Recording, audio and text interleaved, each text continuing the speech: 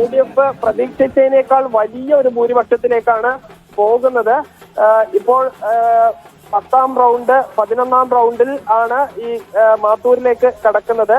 ഈ പ്രായിരിൽ 10ാം റൗണ്ട് ഇനിയും ഉണ്ട്. ഇനിയും 10ാം റൗണ്ട് മുഴുവനായും പിരായിരി പഞ്ചായത്താണ് എണ്ണുന്നത്. തീർച്ചയായും 10ാം റൗണ്ടിലെ 8 ബൂത്തുകളും പിന്നീട് 6 ബൂത്തുകളും അങ്ങനെ മാത്തൂർ പഞ്ചായത്തിന്റേതാണ്. അതായത് പ്രായിരി പഞ്ചായത്തിന്റെ 11 ബൂത്തുകൾ ഇനിയും എണ്ണാനുണ്ട്. അങ്ങനെയാണെങ്കിൽ ഒരു ഭൂരിപക്ഷം 15-നടുത്തേക്ക് നീങ്ങാനുള്ള ഒരു സാധ്യതയാണ് നിലവിലെ ട്രെൻഡ് പ്രകാരം കാണുന്നത്. അതായത് ഈ BJPക്ക് ഇനി കാര്യമായി വോട്ട് ഉയർത്താൻ കഴിയില്ല എന്ന് നമുക്ക് ഉറപ്പിച്ച് പറയാം.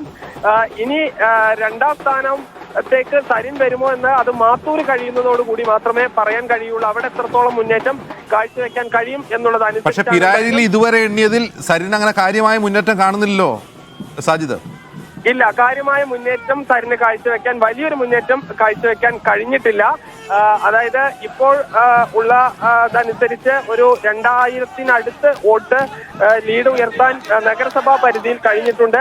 അതിൽ കണ്ണാടിയിൽ വലിയ പ്രതീക്ഷയാണ് അവർ വയ്ക്കുന്നത്. മുഖ്യമന്ത്രി പറഞ്ഞത് കണ്ണാടി എത്തുന്നതോടുകൂടി അട്ടിമറി വിജയം നേടും എന്നുള്ളതാണ്. ആ അട്ടിമറി വിജയം എന്നുള്ളത് മാറ്റിവെച്ച് 2ാം സ്ഥാനത്തേക്ക് എത്തുമോ എന്നുള്ളത് മാത്തൂരിന്റെ അവസാനം നമുക്ക് പറയാൻ കഴിയുള്ളൂ. ഇപ്പോഴെന്തായാലും ഇനി രാഹുൽ മാങ്കൂട്ടത്തിന് ഒരു തരത്തിലുള്ള വെല്ലുവിളിയുമില്ല. 10,000 പിന്നിട്ടിരിക്കുന്നു എന്നുള്ളതാണ്. ഇനിയും പ്രായിരി ഈ UDFന്റെ കോട്ടയായ പ്രായിരി പഞ്ചായത്ത് ഇനിയും എണ്ണാനുണ്ട്. അതോടൊപ്പം തന്നെ മാത്തൂർ പഞ്ചായത്ത് LDFനും UDFനും ഒരുപോലെ ശക്തി കേന്ദ്രമാണ് എന്നുള്ളതാണ്. LDFന് കഴിഞ്ഞ നിയമസഭാ തെരഞ്ഞെടുപ്പിൽ വെറും 30 വോട്ടിന്റെ ഈ ലീഡാണ് ഉണ്ടായിരുന്നത്.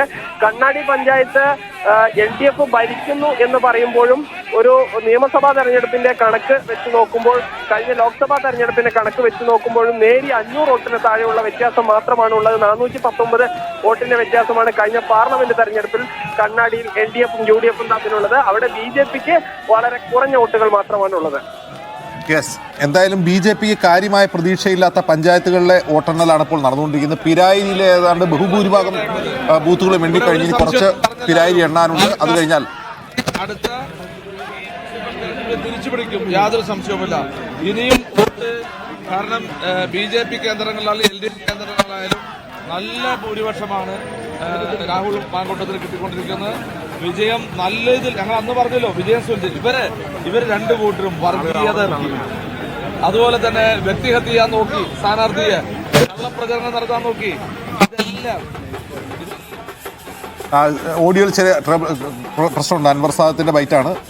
മികച്ച വിജയം രാഹുൽ മാങ്കൂട്ടത്തിൽ നേടുമെന്നാണ് പറയുന്നത്. പിരായിരിയിൽ സാജിദിലേക്ക് വീണ്ടും പോവുകയാണ്.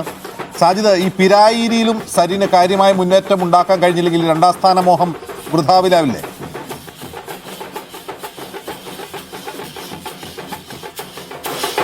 സാജിദ് കേൾക്കുന്നുണ്ടോ എന്ന് സംശയമാണ്. അതൊരു ശരിയായ സംഗതിയാണ്. പിരായിരി പോലെ പിന്നെ പ്രതീക്ഷ വേണ്ടത് മാത്തൂര് കഴിയുമ്പോൾ കണ്ണാടി മാത്രമാണ് എന്നുള്ളതാണ്. പക്ഷേ മാത്തൂരും കണ്ണാടിയും സാജിദ് പറഞ്ഞതുപോലെ തന്നെ മാത്തൂരും കണ്ണാടിയും LDF ഭരിക്കുന്നതാണ് എങ്കിൽ പോലും അവിടെ ഈ വോട്ട് പെർസെന്റേജ് ചെറിയ നാരോ ആണ്. UDF LDF അവിടെ UDFന് ഉറച്ച വോട്ടുകളുണ്ട്. അത് മറികടന്ന് ആ UDF വോട്ടുകൾ മാന്തിയെടുക്കാൻ സരിന് കഴിയുമോ എന്നുള്ളതാണ്. പിരായിരിയിൽ സാധിക്കാത്ത സാജിദ് മാത്തൂരും കണ്ണാടിയിൽ സാധിക്കുമോ സരിന്? അജിൻസ്, ഇനി ഇപ്പോൾ എണ്ണിക്കൊണ്ടിരിക്കുന്നത് 10ാം റൗണ്ടാണ്. ഇതിലെ 11 ബൂത്തുകളാണ് ഈ പ്രായിരി പഞ്ചായത്തിൽ വരുന്നത്. 3 ബൂത്തുകൾ മാത്തൂർ പഞ്ചായത്തിലും വരുന്നു. അപ്പോൾ ഈ ഇനിയും വോട്ട് വലിയ തോതിൽ രാഹുലിന് ഉയരുമെന്ന കാര്യത്തിൽ സംശയമില്ല. പ്രായിരി പഞ്ചായത്തിൽ അവർ പ്രതീക്ഷിച്ച രീതിയിൽ തന്നെ കാര്യങ്ങൾ മുന്നോട്ട് പോകുന്നുണ്ട്. ഇപ്പോൾ തന്നെ 6000-ലധികം ലീഡ് അവിടെ പകുതി എണ്ണിയപ്പോൾ വന്നു. ഇനിയും ഏതാണ്ട് ഒരു 6000 വോട്ടിന്റെ ലീഡ് ഈ അടുത്ത റൗണ്ട് കഴിയുമ്പോഴേക്ക് വരും. അങ്ങനെയാണെങ്കിൽ വലിയൊരു ലീഡിലേക്ക് പോകും. ഈ സരിനുള്ള ഒരു പ്രതീക്ഷ എന്ന് പറയുന്നത് കണ്ണാടി പഞ്ചായത്തിലാണ് അവർ വലിയ പ്രതീക്ഷ വെക്കുന്നത്. പക്ഷേ കണ്ണാടി പഞ്ചായത്തിൽ പൊതുവെ വോട്ട് കുറവാണ്. ആകെ 16,000 വോട്ടാണ് ഉള്ളത്. അതിൽ തന്നെ LDFും UDFും തമ്മിലുള്ള വ്യത്യാസം വളരെ ചെറുതാണ്. ഇനി മാത്തൂർ പഞ്ചായത്തിൽ വലിയ ഒരു മുന്നേറ്റം ഉണ്ടാക്കുകയും അവസാനം കണ്ണാടിയിൽ LDFിന്റെ വോട്ട് പിടിക്കുകയും ചെയ്താൽ ഒരുപക്ഷെ നേരിയ വ്യത്യാസത്തിന് സരിൻ 2ാം സ്ഥാനത്തേക്ക് വരാം. ഇപ്പോഴത്തെ ഒരു സാഹചര്യത്തിൽ അത് നമുക്ക് ഉറപ്പിച്ച് പറയാൻ കഴിയാത്ത ഒരു സാഹചര്യമാണ്. കാരണം സരിൻ വലിയ തോതിൽ വോട്ട് ഉയർത്തുന്നില്ല. LDFിന്റെ പരമ്പരാഗത വോട്ടുകളെക്കാൾ വളരെ കുറഞ്ഞ വോട്ടുകൾ മാത്രമാണ് അദ്ദേഹത്തിന് നിലവിൽ പിടിക്കാൻ കഴിയുന്നത്. ശരി, ഒറ്റ കാര്യം കൂടി സാജിദ്, സരിൻ രണ്ടാം സ്ഥാനത്തേക്ക് വരികയാണെന്ന ഒരു സെനാരിയോ എടുക്കുക, ചെറിയ നാരോ മാർജിനിൽ. രാഹുലിന്റെ ഭൂരിപക്ഷം എത്രയായിരിക്കും?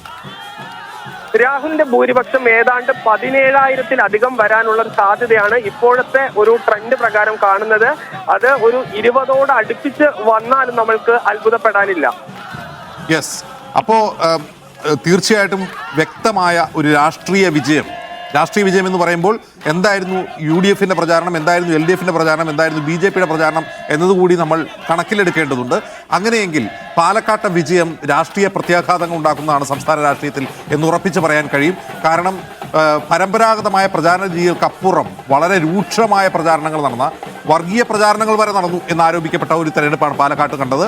ആ വർഗീയ പ്രചാരണം നടക്കുമ്പോൾ പോലും 15,000-ന് മുകളിലേക്ക് UDF സ്ഥാനാർത്ഥിയുടെ ഭൂരിപക്ഷം ഉയരുകയാണെങ്കിൽ അതിന് മറുപടി പറയേണ്ടി വരും LDF-ഉം BJP-യും എന്നുള്ളത് ശ്രദ്ധേയമായ ഒരു കാര്യമാണ്. ഈ ഘട്ടത്തിൽ ഇപ്പോൾ തന്നെ 10,208 വോട്ടിന്റെ ഭൂരിപക്ഷത്തിന് മുന്നിട്ട് നിൽക്കുകയാണ് UDF സ്ഥാനാർത്ഥി രാഹുൽ മാങ്കൂട്ടത്തിൽ.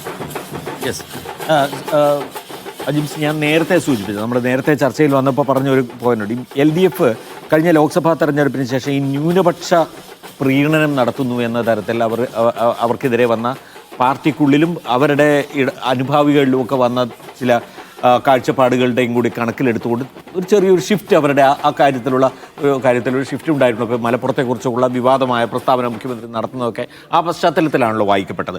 അത് ഗുണം ചെയ്തു എന്നൊരു തീരുമാനത്തിലേക്ക്, ഒരു വിലയിരുത്തലിലേക്ക് പാർട്ടി പോവുകയാണെങ്കിൽ, CPM പോവുകയാണെങ്കിൽ അത് ഗുരുതരമായ ഒരു പ്രത്യാഘാതം ഉണ്ടാക്കുന്ന ഒരു കാര്യമായിരിക്കില്ല എന്നൊരു ചിന്ത. അല്ല, പാലക്കാട് അങ്ങനെ അത് ജനം സ്വീകരിക്കുന്നില്ല എന്ന് തെളിയിക്കുകയാണ്. ഇനി ചേലക്കരയിലെ വിജയം വെച്ച് ആ ഒരു നിഗമനത്തിലേക്ക് CPM പോകുമെന്ന് കരുതാൻ കഴിയില്ല. കാരണം ചേലക്കരയിലെ വിജയം എന്ന് പറയുന്നത് K. രാധാകൃഷ്ണൻ കിട്ടിയ വിജയമല്ല എപ്പോഴും ഉള്ളത്.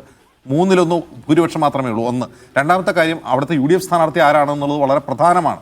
UDF സ്ഥാനാർത്ഥിക്കെതിരെ LDF അവിടെ നടത്തിയ പ്രചാരണം മുമ്പ് സൂചിപ്പിച്ചത് ചുരിദാറിട്ട സാരി ഉടുത്ത യൂട്യൂബർ എന്നുള്ളതായിരുന്നു. അങ്ങനെ വരുമ്പോൾ അത് ആ സ്ഥാനാർത്ഥിക്കെതിരായിട്ടുള്ള വിജയമാണ്. അതല്ലാതെ ഒരു രാഷ്ട്രീയ വിജയമായിട്ട് വ്യാഖ്യാനിച്ചാൽ അത് അപകടമാകും എന്നാണ് എനിക്ക് തോന്നുന്നത്. മറ്റൊരു കാര്യം, ഏറ്റവും പ്രധാനം പാലക്കാടാണ് ഈ പ്രചാരണങ്ങളുടെ പ്രധാനപ്പെട്ട എപ്പിസെന്റർ എന്നിരിക്കെ അവിടെ സരിന് രണ്ടാം സ്ഥാനത്ത് എത്താൻ കഴിഞ്ഞില്ല എങ്കിൽ ആ സ്ട്രാറ്റജി പാളി എന്ന് തന്നെയല്ലേ മനസ്സിലാക്കേണ്ടത്? അത് രണ്ടാം സ്ഥാനത്ത് എത്താൻ കഴിയുമോ ഇല്ലയോ എന്നുള്ളത് ഇപ്പോഴും അനിശ്ചിതമല്ല.